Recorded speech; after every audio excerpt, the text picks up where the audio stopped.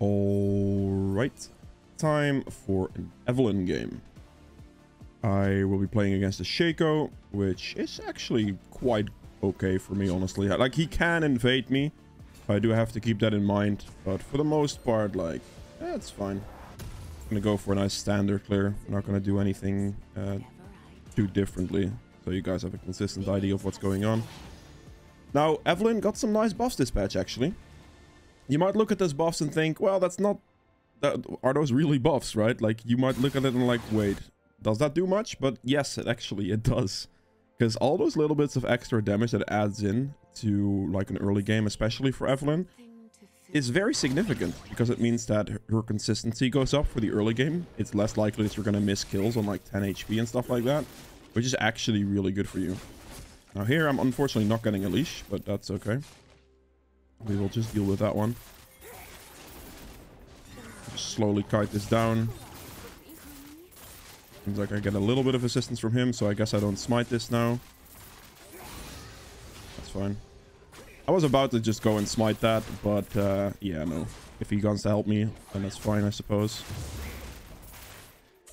So yeah, Evelynn buffs are much bigger than you might think. It just ups her consistency, where like there's a lot of situations where either my charm just barely times out when I hit it, especially early game, or situations where it's just like a 10 damage difference, 40 damage difference even, get several Qs off, all that, and just barely not enough. And this is actually gonna help quite a lot with that, which is huge.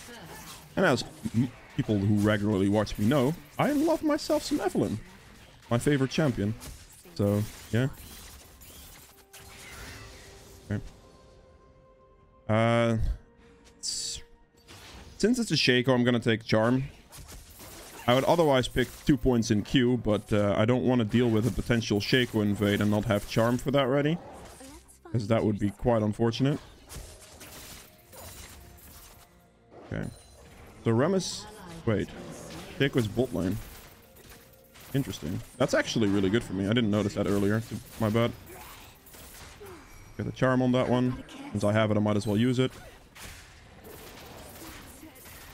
If you have charm for this, you can use it basically like that to lure this in. I'm gonna smite that, and we're just gonna double camp this. I lost some time, but it's okay. This side of the map is generally pretty interesting when you don't get a leash at all. Also, playing a little bit more careful, not putting 2 points in Q doesn't really help in that situation either. Pretty sure it should just ward it, but this should be a free kill on Gwen anyway. All he has to do is like...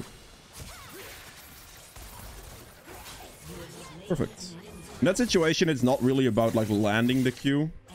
It's more so about like landing the follow-up Qs, so... Because the Qs that follow up after the initial Q, if that initial Q lands, that is obviously really nice. It's the proc and all that, but in that situation, all it's about is just landing that charm. I'm actually not going to do any of this, because I can't fight him. Not right now. His ignite could be on cooldown, but still a hill of blades at this like low HP. Remus is just dead. Yep. Okay, cool. Oh, whatever, man. Do this. I'll take both of this. Alright, cool. Jungle camps will be respawning. I don't care about either of the scuttles. As Shaco took top scuttle, Galio's taking this one, but these have 80% reduced experience, so it's not really worth going for. If any of your camps are up, they basically take a priority over the first scuttle. So I would never recommend going for the first scuttle, because it just costs so much time for no reason. Like in that situation earlier, the top gank was worth more than the scuttle. Because I can actually get something off that, right? If I went for the scuttle, I could have gotten the scuttle on top side when I finished my clear. But I went for the top gank instead, giving up scuttle, knowingly. But it doesn't take a priority in the early game, and it should never take a priority in the early game. For any champion, really. I mean, if you're there and you can take it for free, that is a different story, of course, right? But if you go out of your way to just take it and skip a camp, that's not smart. For right now, we're just calmly chilling. I'm gonna danger ping bot because I think it's highly likely that Shaco will be a bot about now. He killed top lane fairly recently, which means that like backing and going back to bot lane is a pretty good likelihood in this scenario. For me at the moment, I'm just getting my full clears in, like initial first 2-ish full clears to hit level 6 as fast as possible, because level 6 is really when the game starts for Evelynn, right? With like the ult ganks, and, or with the passive ganks and ult ganks and all that type of stuff. Just press S after you charm something if you're gonna do it with your jungle camps. Also, if you're gonna do it on your jungle camps, you should always use your Q and your E first to get those on cooldown, and then wait the cooldown out, basically, with your charm on them, on the target, so it actually ups the damage a bit. We sneak in from behind, we hug this wall to avoid a ward that's potentially in this bush, and then we just kill Xerath, because he's dead here. Wait for the charm. Doesn't matter that he dodged that one, to be honest.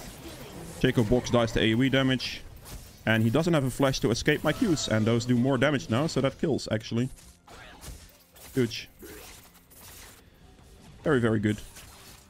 In this situation, the small thing you want to note about what I just did there with my pathing is I hugged this wall specifically. Because if this bush is warded and you tightly hug this wall and then loop behind, you can avoid vision. So that is something to keep in mind. We're gonna take this. Take one of those. You can also switch out the absolute focus gathering storm setup for boots, free boots, and cosmic insight. A lot of EVE players do that as well. I do like that build setup as well, but for me that's like something I do when I can be confident that my teammates can end games early, which I don't know if that makes sense, but when you're playing like high elo, right? Like when you're playing like challenger games and stuff like that, having the extra tempo matters a little bit more, because you know that you basically know that your teammates know how to end games. If your teammates don't know how to end games, having Gathering Storm is actually huge.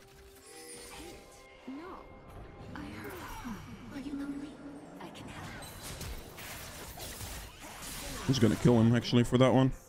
I used the oh nice, very good. Wait for the flash. Okay, that works. Perfect. So yeah. I don't know what I was saying just now, to be honest. Lost my train of thought there. For the Shaco play I just did there, I saw him poof, so I instantly used Sweeping Trinket to see where he's pathing to. So I know what's going on there. That didn't hit. Oh, that's kind of annoying. I have tier 2 boots though, so I should be fine. Perfect. That's also kind of why I like this setup. I mean, if you're running the other setup, you're running Relentless Hunter, which all is fine. Like, that's all game tempo based, and this build that I use is more scaling based and a little bit more like on that edge. So it does better when you know, like when you don't have the team that will play perfectly with you, if that makes sense. I am not giving blue buff. Oh, he wants me to gank top lane, I suppose. That's fine.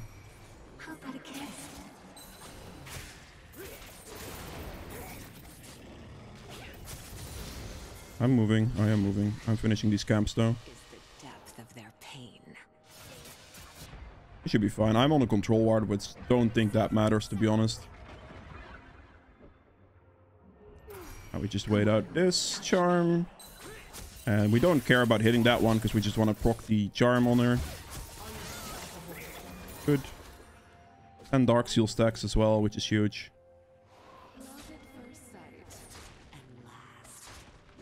I'm gonna recall here because I have a lot of money. I get my Soul Stealer here. I could technically like not get the Soul Stealer here, but this is by far the most value. I already have 10 stacks on it, so I'm definitely going to be taking that. And I'll take the Blasting Wand here as well. This flat AP is better than this thing. Like 40 flat AP does way more than this thing would. So I build it the way I build it here. Just go for all the flat AP first, basically, to mean more. Now, usually you could switch this back to a warding trinket after level 6, because most of the time the sweeping trinket isn't actually going to do anything for you. However, against the Shaco specifically, the sweeping trinket is very good. Like Shaco, Ka, you know, the champs with invisibilities, you actually... The sweeping trinket actually means a lot with that, because that means you can see where they're going to potentially connect an ultimate or anything of the sort, really. It just helps a lot with that situation.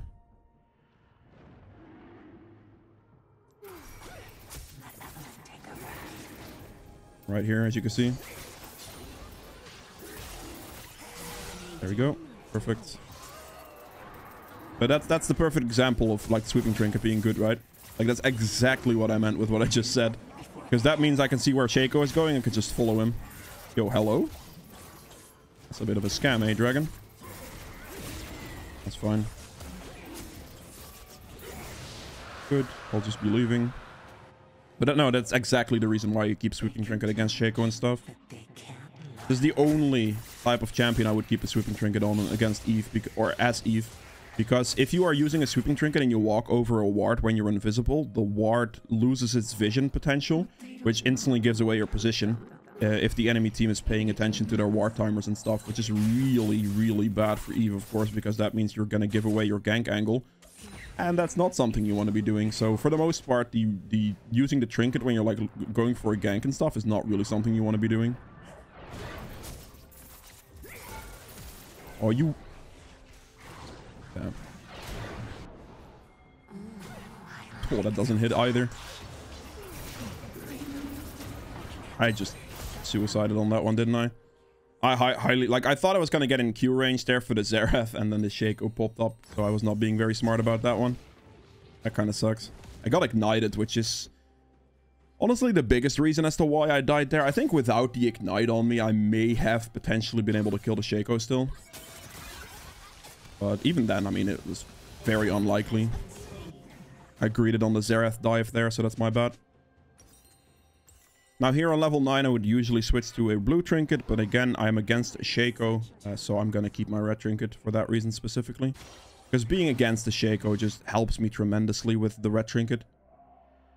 So, I did lose my Magi stacks there, which I'm a little bit sad about, but it is what it is. Let's see if this guy fully respect recalls here, because we're just gonna walk up to him here right now.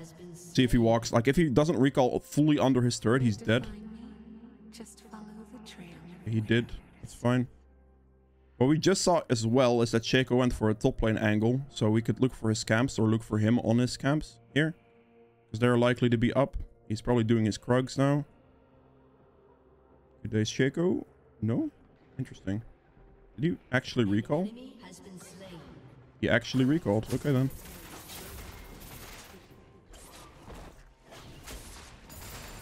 Maybe he's doing Rift Herald. That could be a potential angle as well, but...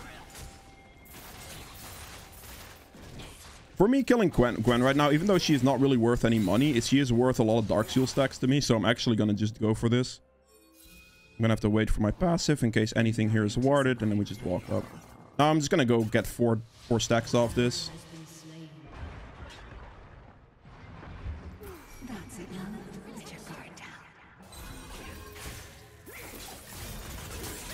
Perfect. He gives me the kill as well. That's what we like to see. Very, very good.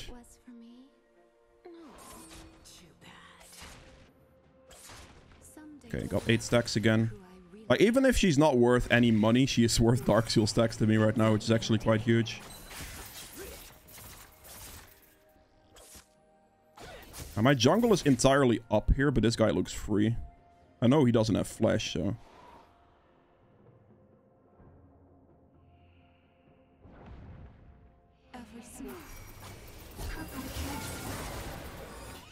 ah, my god, the barrier, man. Okay, that's just greedy. Enemy killing spree. It's okay. That damn barrier, though, that caught me off guard. I'm not gonna lie. I actually, for some reason, thought that was down based off that fight just now.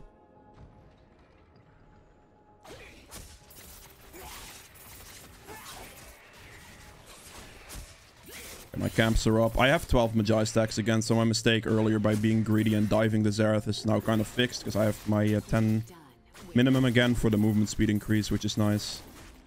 Also gonna get my rocket belt here in a second. I'm gonna finish my bot side clear here and then recall. Most likely. I could also look for the bot gank, to be fair.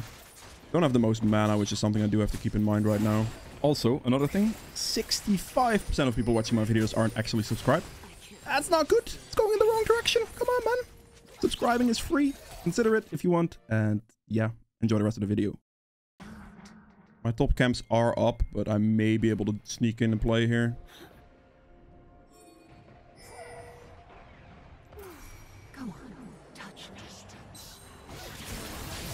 Very good. Didn't get the kill, unfortunately, but it's still a one-shot, so I'll take it.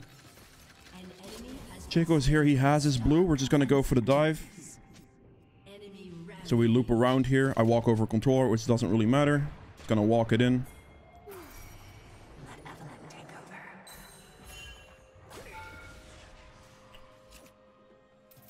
Alright then. Just wait for the wave, I guess. The only thing I can do right now.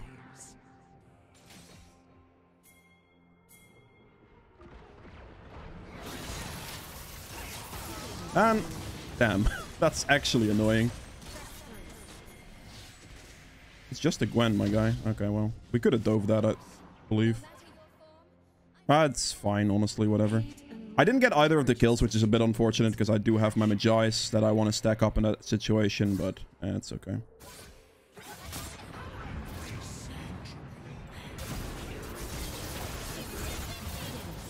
Oh, that one is mine, though. I'll push this wave here because my Kai'Sa needs to recall. He's dead. Yep. Ooh, the Shaco invade. Getting punished. Let's take this one real quick.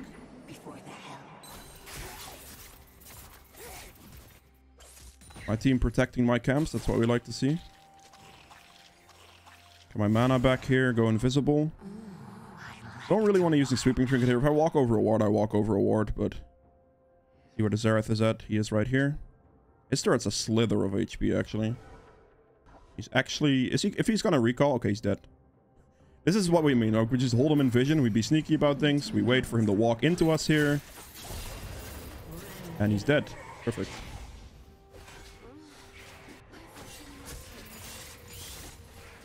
God, whatever. Whatever you want, fam. Got my Magi's nicely stacked here, which is good. Interesting how we went a Thorn Mill against that team. Against the Gwen lane, especially. Let's say a Frozen Heart, or not a Frozen Heart. Force of Nature is probably a better move, but... Yeah, I guess, whatever.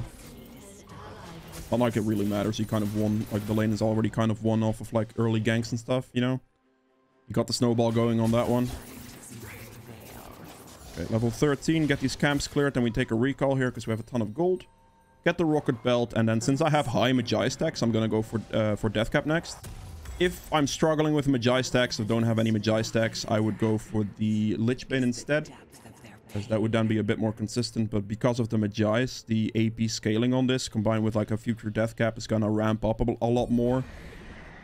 So that would be the move then, if that makes sense. Because it just synergizes better with Magi's. If you weren't going for Magi's, just going for like anything else really, the Lich Bane would be preferred because of the consistency of that one. Okay, so we see Xerath here. We knew he was gonna like probably inch towards bot lane at least a little bit. The reason we knew that is because like Xeraths do that, right? When they walk down and then they see an opportunity to like maybe ult snipe something. That's the type of stuff Xeraths will do. Like they will walk slightly down. So if you're against the Xerath, like waiting here when they're walking out of lane and stuff like that actually is quite helpful. Don't have smite here, but I didn't think it was gonna matter. So slightly like walking like here when you know they're probably gonna walk out of lane a little bit. It's generally a good angle to kill them at.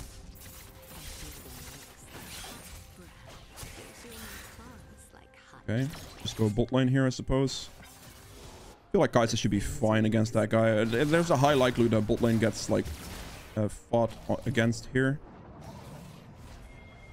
Just gonna wait for them.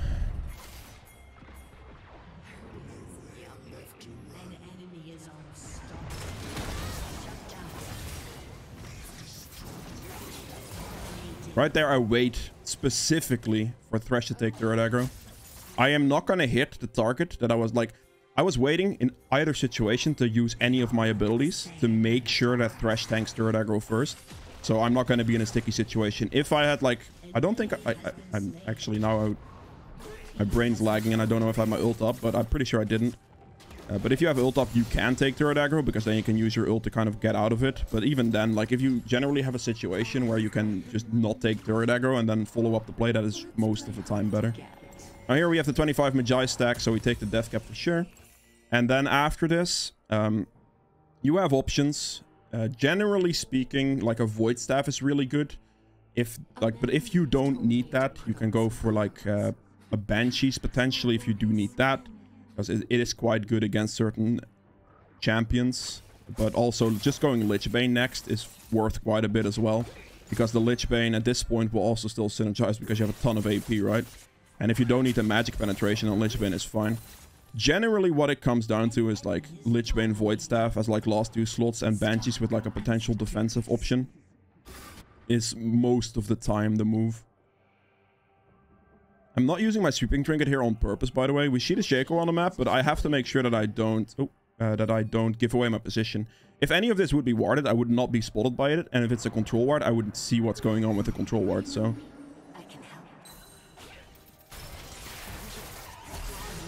that's whatever. Oh my god, I'm trolling. Holy, that was a terrible flash. Holy moly. Okay. Dudes, I'm not gonna lie, I kind of panicked. That was the worst flash ever. Holy moly. Thank you, Thresh, for saving my life. I probably would have died if not for that lantern. It's a good flank there. Like, generally when you're walking in from behind and like setting a charm on a target, you want to wait for them to walk into you as much as possible. I slightly messed up the play there, which cost me a little bit more than I would have liked, but the idea is still there, I guess. Take whatever I can from the Shaco here, and then I will go for the bot scuttle as well, because it just respawned. That's it now. Let your guard down. Fine. What they don't know. Oh, there's a control ward here. I'll clear that right now since I have some time for it. Builds back up in like 8 seconds. Not level 16 yet. Interesting TP. Let's sneak around. If I'm gonna have to smite Baron, that would be fine. But I'm gonna have to smite it with like my W ult probably, just to secure it. I don't know about this situation. Seems like a bit of a force. Okay, flash used. Thresh is likely to be dead here, I would imagine. See if he can dodge and weave. He cannot dodge and weave. I'm gonna have to ult that, otherwise that stun hits me and I'm dead. I wanted to E, but that's not gonna happen now.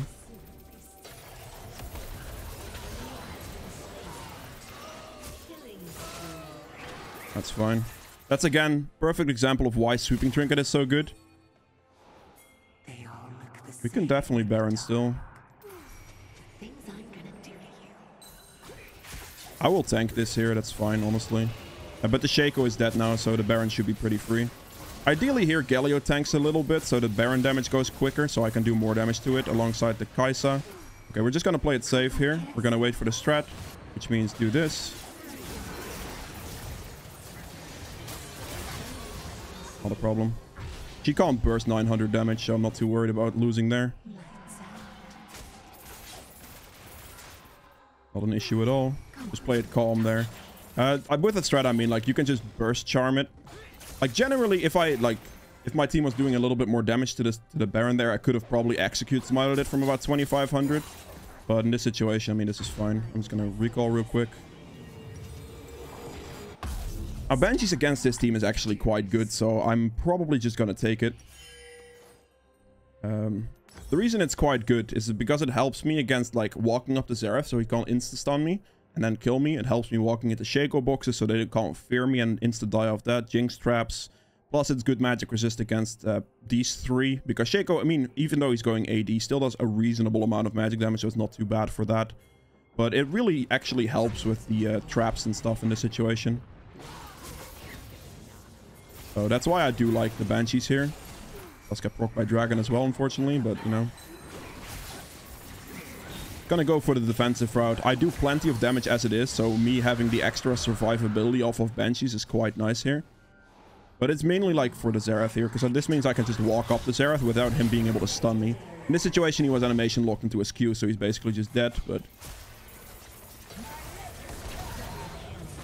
yeah. In other situations, if I walk up to a Xerath there, he would just throw a stun on me, and then the Banshees would be able to block that, potentially.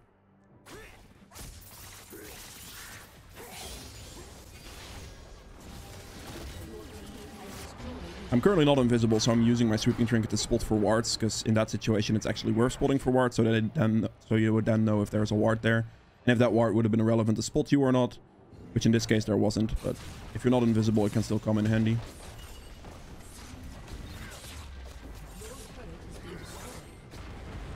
I don't think I'm gonna keep going for this push. I would be willing to counter their chase right now. If they would chase my team out, that would be fine with me to counter that one. But I'm not going to go push here. Let's see. Problem here is I have Baron, so the second my minions get in range, the Baron is going to do something about that. You are joking me with that 1 HP. Damn. Alright. I actually thought that was a kill. I know I have smite and all that, but I genuinely thought that was going to kill. It's Jinx flash down. It's fine. My ult's not that long of a cooldown anyway.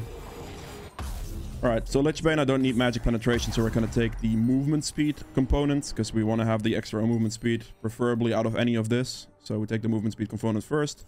No magic penetration needed, so no void staff needed. It's not a problem there. And yeah. My Baron timed out, which is nice. The reason that's nice is because it allows me to walk past my own minion wave without giving it Baron, so it doesn't give away my position. With desire, that's all I need. Oh, just... they should just go bots. Like, it's actually kind of trolling what they're doing, because they should... No, my rat...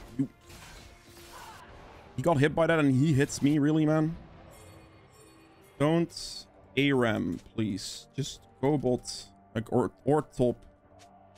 ARAMing is literally the trollest thing. As Evelynn, this does nothing for me because I can't play. I literally can't play the game. My two favorite words. Go top! An ally has been slain. Like what Ramus just did, like what are you doing, fam? Like you're like I can't play there as Evelynn because the turrets will give me will give vision over me. There is literally nothing I can do. Doesn't matter if I'm fed or not. This is the type of stuff I'm waiting on. I'm waiting on them to walk out of base so I can make a play like that. It's literally that simple. And that's why we can't walk into the base like that, because it gives a like it basically doesn't allow me to do any of that.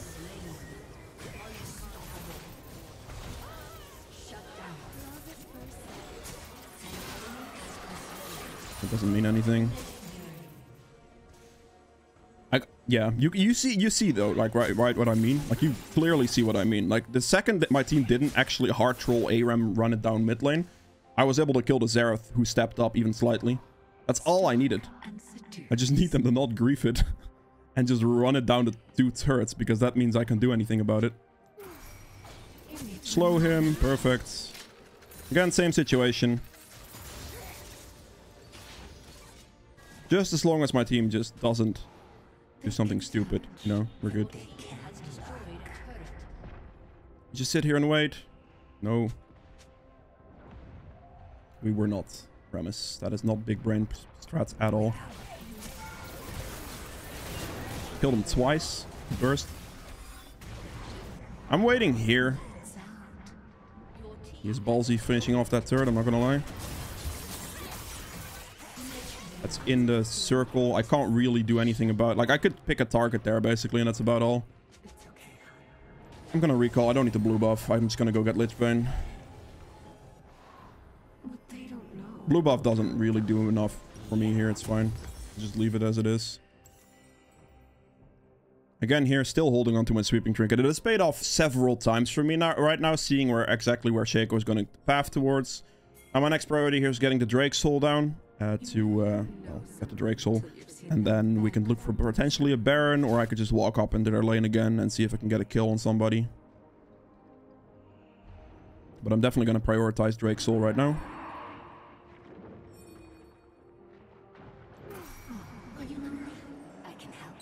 Prefer if he takes the aggro on Dragon, because now this is going to cost me my Banshees, which I didn't like. The Thresh actually takes Dragon aggro and doesn't allow me to get auto-attacked by it. It wouldn't lose me my Banshees, which I would have preferred. But I probably should have pinged that, since he most likely didn't realize that situation. So, you know. I just want him to go for Baron. I can pretty much just cheese anything. Just...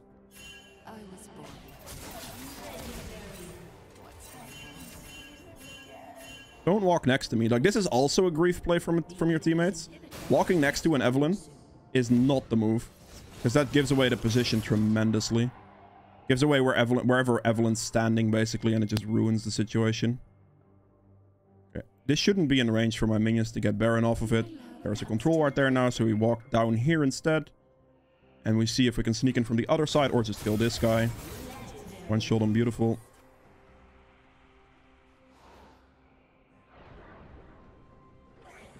But these are the angles.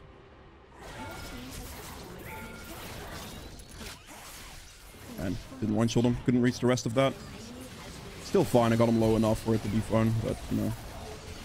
Use my Q here to get a Lich Bane proc. Kill the turrets quickly.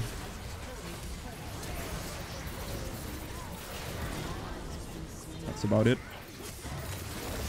There we go.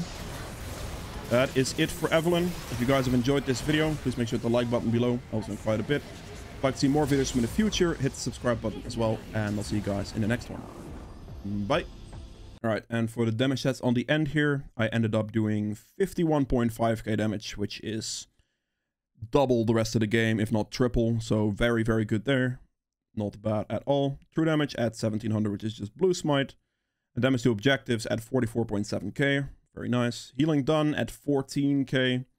Damage taken at 24.8. I mean, still a reasonable amount, I guess. Self-mitigated 17. Gold earned at 17.7k as well. And then for the runes, Electrocute ended up doing 4,800 damage, which is a very significant amount of damage. The Sudden Impact at 2,150. Ultimate Hunter, of course, for the stacks. This can definitely be Relentless Hunter as well. If you're going to go for the boots with Cosmic Insight setup, then Relentless is better, because it gives movement speed as well as like boots, like making up for that type of deal, which is fine. Also higher game tempo, but the skill's a little bit better. Yeah, lower ult cooldown and all that. And Absolute Focus for the extra damage you get off that, and Gathering Storm for the scaling purposes. Because, I mean, you clearly saw, like, right, if you were not playing, like, very high elo games, like, really high elo games where people actually know how to end stuff properly, that Ramage just ran it into mid lane, right? Like, that's the type of stuff where like, ending games doesn't really happen as smoothly, like in Diamond or lower, really. People just don't know how to end games. So the longer the game drags on in, like, lower ratings, the more value you're going to get out of Gathering Storm, which allows you to carry those games. Because generally, if games drag out, your damage goes down. With Gathering Storm, it actually still keeps going up, so you will have better scaling potential, which would help you in those situations, and that's why I run this rune page, really. So, yeah, that is about all. Goodbye.